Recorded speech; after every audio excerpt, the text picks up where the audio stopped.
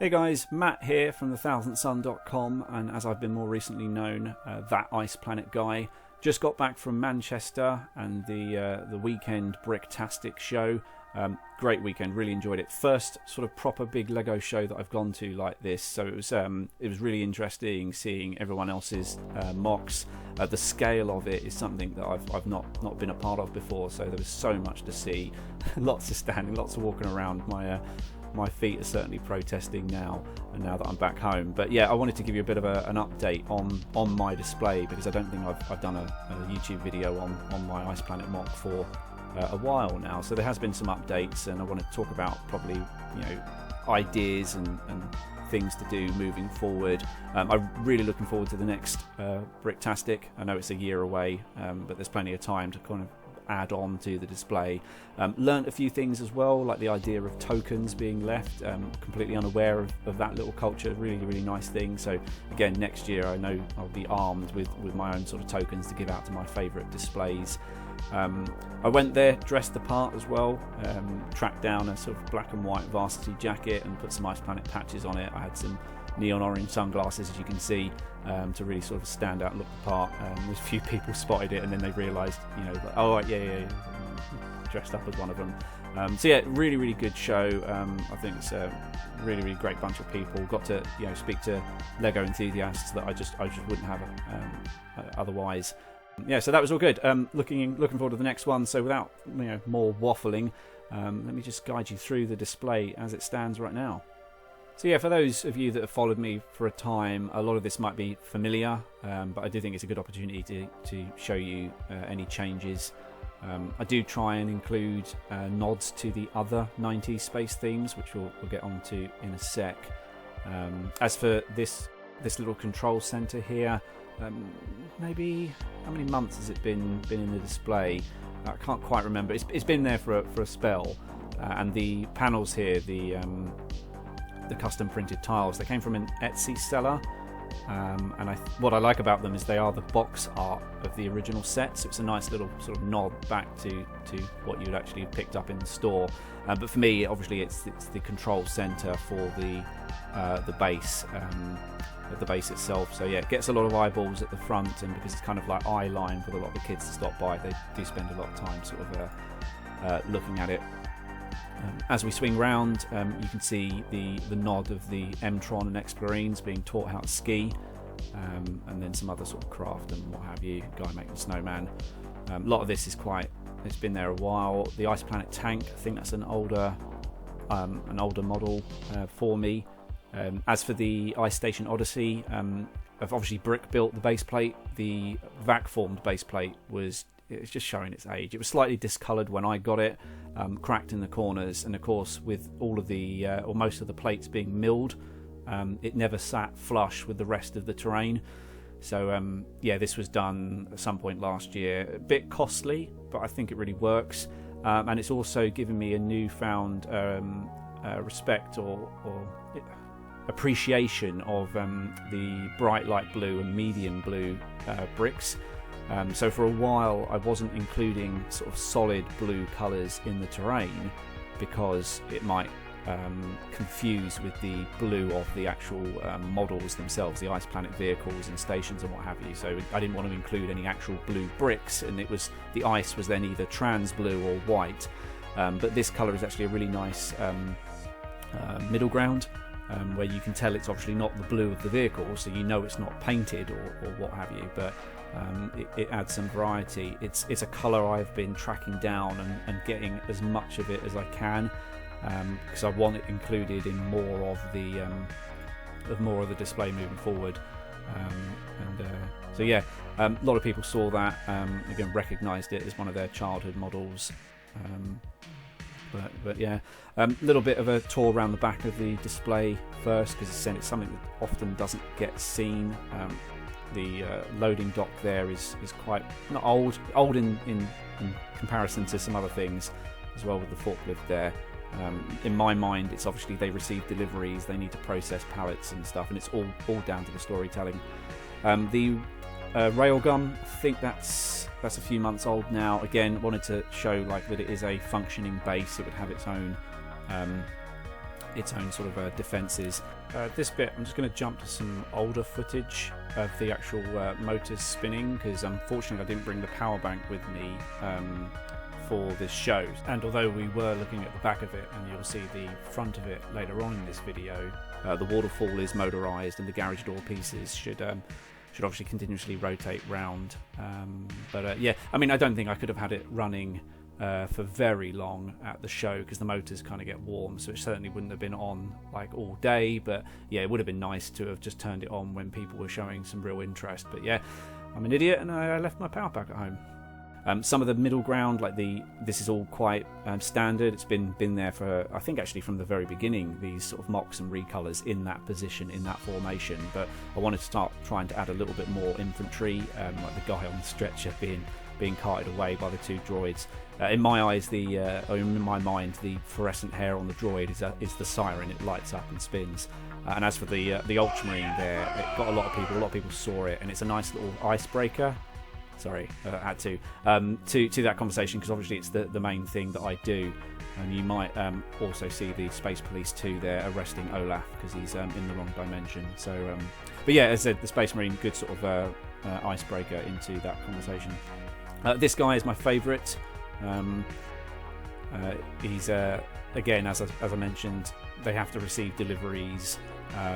They're sort of like the gated sort of like section to the right, that is the lift, the service lift to some underground store. But this guy, I always point him out, because before the delivery can even be packed away in the warehouse, he's breaking open the bottle of whiskey and trying to keep warm. So yeah, again, it's just trying to add those little storytelling elements to the build itself. The cargo container, I think, is a new piece. I wanted to give the helicopters a bit more of a functional feel, so it didn't look like they were all military craft. Maybe they've got like defensive systems, but like that's a heavy lift chopper in my eyes. This one here, let me pause again. This is a new MOC for me. I think it is my newest sort of like vehicle, and it's the one that I'm most pleased with, just how it's come out. There are a few things I'd like to have done differently, but how much do you keep faffing with it and what have you, but it's definitely where I want it to be, really. And there's a lot of people spot it. And yeah, obviously the inspiration is the Ornithopter from Dune. I got the official Dune set sat to the side of me now. And when I got these, or started collecting these trans neon sword pieces from Nexo Knights, it kind of gave me that idea, like, oh, hang on, I know what I can do with this. So yeah, I like the model, very, very happy with it. A little bit of snot work on the tail fins, and yeah. As for the middle of the runway, again, a lot of snot work. It's quite old part of the display now. It's certainly not new. And again, you can see Olaf there in the back being nicked, as he should be. This bit in the front, this was kind of mainly added because kids are kids. They want to always touch. They never look with their eyes. Some are obviously better behaved than others, but I wanted to add something at the front that would be interactive, something they're allowed to touch. So the cogwheels here, they can spin them, and the Ice Planet lady with the camera, she can either point at the dancing penguin guy or the penguins to the left, and they can decide who she's taking photos of.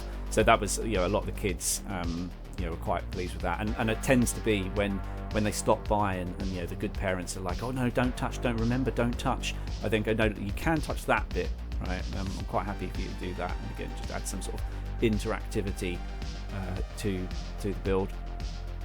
And yeah, various sort of like Ice Planet figures that I've collected. I think it's probably a good mix of the new CMF guys and the old classic figures at this point. Probably a good 50-50 mix. And we have the Rebel Hunter recolor from Space Police 2, and we've got Unitron represented at the back there, as well as the graffiti sticker on the substation. I really like that artwork. It's great. And then yeah, the rail gun that actually can't point lower, so the UFO craft we'll see in a minute are actually flying under shot range. The Megathor magnetizer, everyone spots that, and they kind of get confused because it's obviously in the wrong colour, but and then right at the front, the chainsaw truck, which is a nice sort of like nod to their main item, that neon chainsaw. The little house, a lot of people spot that. In my eyes, it kind of gets dropped in like it's a hab unit that kind of gets dropped in en masse. Yeah, obviously, you know, the ice planeters need somewhere to live. So that was my interpretation of it. It's also a lot of, there's got interior work in it, which I don't have the footage today from this show, but it is available on my Insta or previous videos. And partly it was I'm envious of the guys that do Lego City, because they can do a lot of interior work and bits and pieces, where with space themes you don't really get that unless you're doing the interior of a spacecraft. So yeah, that was like my first sort of foray into doing like a little living accommodation. Not that you can see it in this video anyway, but yeah. As for the antagonists, originally this display did use Spirius, because Spirius and Ice Planet were kind of right next to each other on the timeline. You know, Spirius took over from Blacktron 2, and there is some footage of, you know, not footage, but promotional work from the 90s where they're obviously the antagonists. They were fine. I've still got my Spirius range in the garage, but I did swap them for the UFO theme for a couple of reasons. The UFO models, these are the models I had as a kid. So like the Ice Planet stuff, it's all been collected as an adult because it was something I always liked. I saw it in the catalogues but could never find it because it was only for sale, like, you know, early 90s. But the UFO range are my childhood models, so I really wanted to represent them. And I also, they have the neon pieces as well, whereas the Spirius models have got trans dark blue, trans red, with the UFO with the trans neon green. It contrasts really nicely, I think, with the trans orange of the Ice Planet sets. And again, there's loads of people that stop by, mainly drawn to that colour palette. And yeah. But yeah, the whole of the side of this, the right-hand side of the display where all these UFO models are parked, this is what will become the ice mines. You'll see in a sec. I did the opening section of it. But anyone that's been doing this and knows, you run out of parts so quickly. You have like an entire bag of white slopes. You think you're good, and then bang! Actually, no, I've run out. So yeah, this whole section of the display, this whole right hand side, I want to make them all ice caves. So you still get the surface. The surface is just elevated to above, so you can still have the UFOs sort of like above the ice mines, but it gives me a chance to include the Rock Raiders, which is another theme I really like. And I think it's, being a bit too big-headed, I think it's refreshing to see the Rock Raiders in an environment that isn't just brown, which is obviously typically what they inhabit. So yeah, having them sort of working with the ice planeters to excavate for whatever reason, whether it's minerals or setting up a new underground base. As I mentioned earlier, like the loading bay, I see that as a service lift underground to store their stuff. You know, that's being excavated by the Rock Raiders. There's a lot of people that spotted the granite grinder with the chrome drill piece at the front. It was quite a lot of people spotted it. It was kind of the main thing that some people saw, actually. But yeah, the idea I think for next year is increase the size of the display by another run of 4 base plates to the right, and then just have that all as ice mines. So you've still got the UFO above on the snow, but you've got that room for the Rock Raider models underneath, because some of the Rock Raider sets are actually quite large. So yeah, I don't want to increase the depth of the display, because it becomes really difficult reaching to the middle of it during setup and what have you. But I think I could probably do with increasing it to the right. You just have to be very careful with how it's built, so it packs down very flat for transport. But yeah, that's the display as of what year are we in? 2026 February. And yeah, just to recap, it was a really good show. Really enjoyed myself. Saw some fantastic MOCs from all over the UK. I might put a few of them up on my Instagram, but I don't want to I don't want to generate sort of Instagram interest from other people's work. But yeah, it was really good show. Got to meet a couple of people, even people that followed me on Instagram. You know, they recognise like the models and what have you. So it's nice to get that. Not recognition. I don't want to be big-headed, but yeah, it was just a really good weekend. Really looking forward to the next one, and I think it's given me that motivation. So if you do follow me on Instagram, I kind of swap between like doing Warhammer and Lego, and for a few months it's been really like Warhammer 40k focused, kind of dropped out of the Lego mindset. But doing a show like this, getting that inspiration and an idea to move forward, yeah, I'm kind of looking forward to payday and get that next sort of Bricklink order done and just carry on. So look, thanks for stopping by, thanks for listening to me for, I don't know what, 5-10 minutes.